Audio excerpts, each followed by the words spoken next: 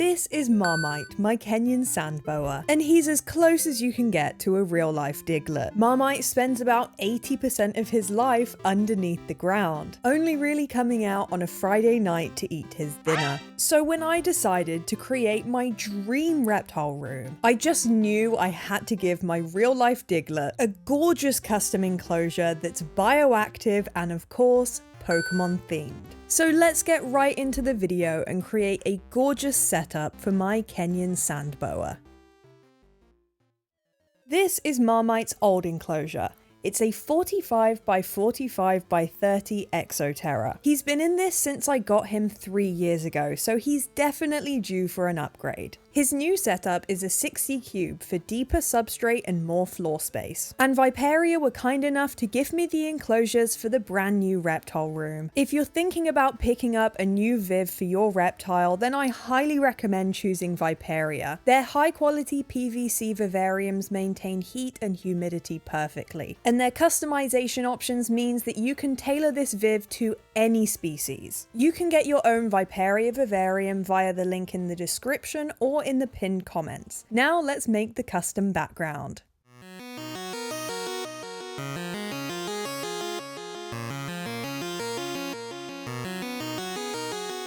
I used XPS foam for the base and the shelves of this background. I cut out the shelves themselves with my hot wire and held them in place with toothpicks. To give the XPS foam some more depth and texture, I used my wire drill brush bit to carve out cracks and crevices within the foam. To hold the shelves securely in place, I used expanding foam. I let this cure for 24 hours before carving it and using my heat gun to seal the XPS. To give the background a true desert feel, I used an orangey red grout all over it. I did 3 layers, 2 thin layers and then 1 thicker layer to make sure it was fully covered. I then painted some details and finally varnished the background so it was waterproof.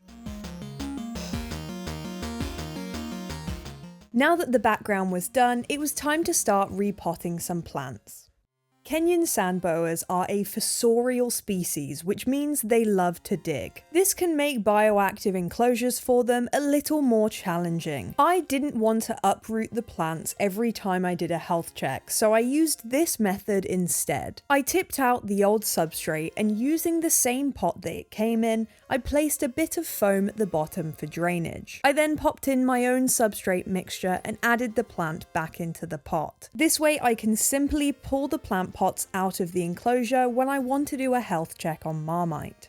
I also knew I wanted to incorporate air plants into this enclosure, so I used silicone to secure them in place. I used some tape just to hold them in the right spot whilst they dried. Because I chose arid air plants, these will only need misting every few days. Now I could add my other plants and my substrate into the enclosure. My substrate is a mix of sand and topsoil, and you can use this substrate even if you're not going bioactive. It holds tunnels very well and it's a lot more natural than aspen. I also mixed in some fine cut leaf litter for the cleanup crew and for a bit of extra texture. Then I made sure that all my plants were in the right spot, so let me walk you through which plants I've chosen for this enclosure. The main focal point is this snake plant. I love this type of plant because it does well in so many different types of setups. Whether they're arid or really humid, this plant always does great. That's why I've got 2 types in this enclosure. This is my second snake plant. I like how this plant grows really tall but doesn't take up a lot of floor space, so Marmite still has a lot of room to move around. The next plant is this aloe vera, which is another super hardy addition to this enclosure. It's done well in all of my previous arid setups, so I have no doubt that it will do well in here too.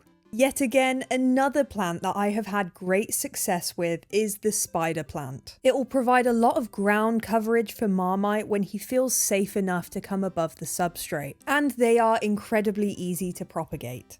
This next plant was just labelled as succulent, but I believe it is a Mexican snowball. If I'm wrong, then correct me in the comments. But I think a succulent is a staple in any arid enclosure. I also added some Spanish moss, which Marmite has knocked off a few times, so he's obviously enjoying the ledges. Now let's add the essence of Pokémon. I got this 3D printed Cubone skull off of Etsy, and I popped an air plant inside of it. I think this looks really effective, and I'm very happy with it. I bought these 3D printed Pokeballs off of Etsy as well. They look fantastic, but if I'm being honest, they're more for me than Marmite because he never uses hides. I did place moss in one of them though to create a more humid area. He also has this fossil hide. Since Diglett is a ground type, I thought this was quite fitting. I wanted this enclosure to look like an excavation area in a Pokemon desert, so I also placed in some bones. I also got these from Etsy, and I think they go really well with the Cubone skull that I have. Although Marmite is fossorial, he does occasionally climb. He used to climb a lot as a baby, so I wanted to give him the opportunity to do that again. I did so by placing in these large branches that he can easily and safely move up and down. This also provides clutter for him, which prevents stress in an animal like Marmite, who is relatively shy. I then placed in my larger leaf litter, which will be the food source for my cleanup crew, and again it provides a hiding place and clutter for Marmite.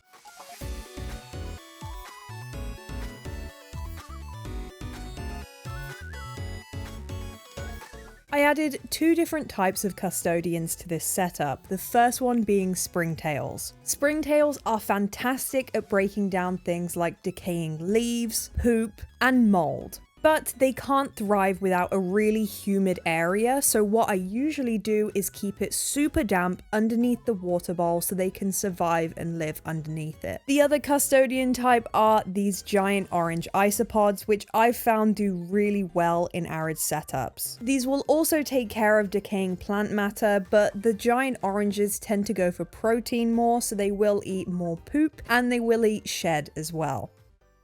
Now for the most crucial part of any reptile enclosure, the heating and lighting.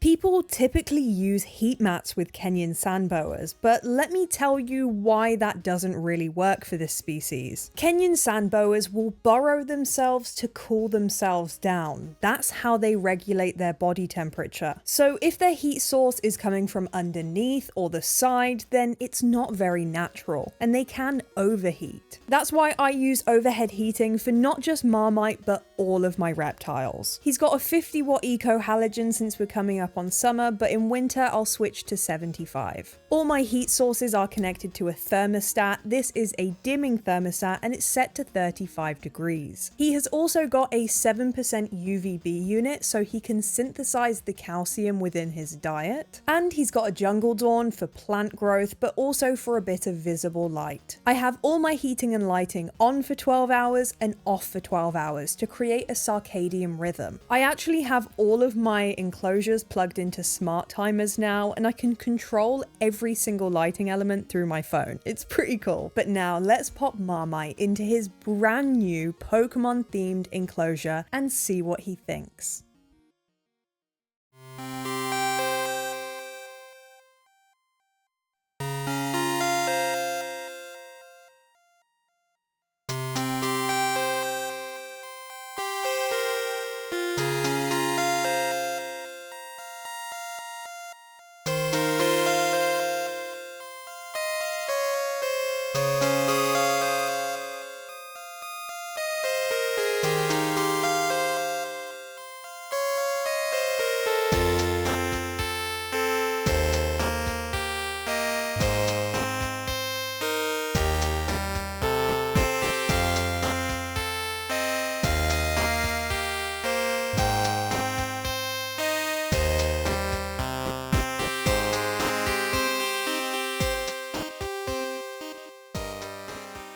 Thank you so much for watching today's video, and make sure you comment down below what you think of the enclosure.